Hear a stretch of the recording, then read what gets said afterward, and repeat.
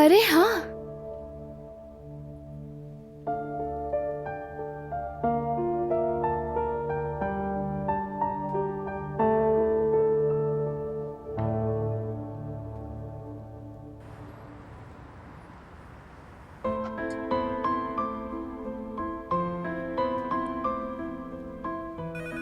अरे रुको रुको, मैं देख लेता हूँ।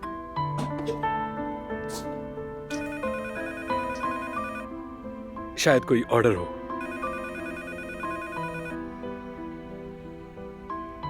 हेलो, देसी कुजीन है? लगता है कि ये नौजवान तुम्हें पसंद करता है। तुम्हारे खानों की तारीफों के तो पुल बांध दिए हैं।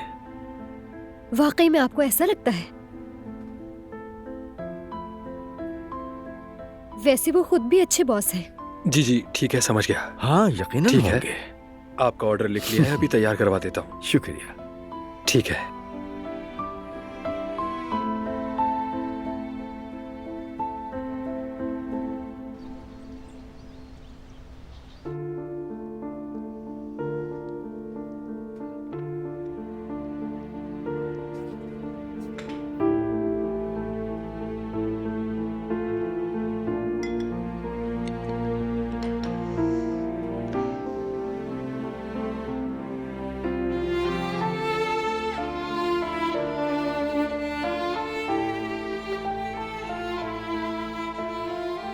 चलो बेबी देखते हैं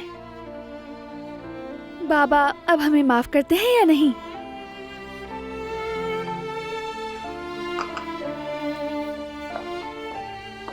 आपने जहमत क्यों की? आप मुझे कह देती, मैं बना देती।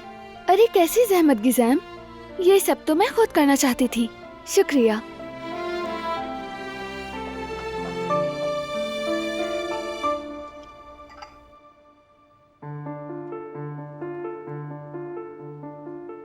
नई कान से मुतालिक चेकअप रिपोर्ट्स मैंने मेल कर दी हैं। आपने देखी क्या?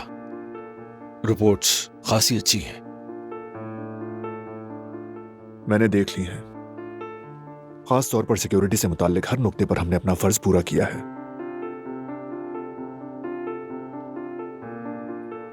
वेंटिलेशन और टेम्परेचर वगैरह, हम इन सब पर भी खास तवज्जो देते हैं और कोशिश करते हैं कि ये चीजें प्रैक्टिस में रहें ताकि कोई गलती ना हो। हाँ, सब कुछ रिपोर्ट में वाज़ेह है। अब भी और हमेशा हमें अपने कारकुनों की सलामती और सेहत के लिए भरपूर कोशिश करके तहफ़्फ़ुज़ को यकीनी बनाना होगा। फराद, कान खुलने तक हम सब ने बहुत मेहनत की है बच्चों। शुक्र है कि अब इसका फल खाने का वक्त आ चुका है। शुक्र है काम अच्छा चल रहा है, लेकिन अब भाई, सब खैरियत तो है? क्या कोई मसला हुआ है? काम का तो नहीं, आकिफ की बातों ने सोच में डाल दिया है बस।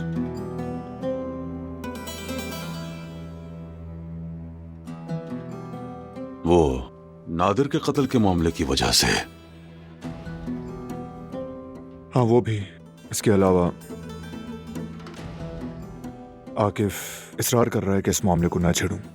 बेटा वो ठीक कहता है, वो भी हमारी तरह तुम्हारी हिफाजत ही चाहता है।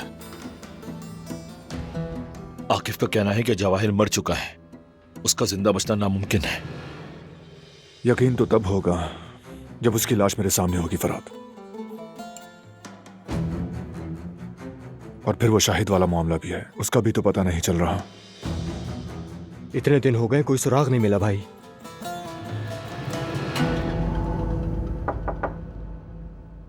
आ जाएं।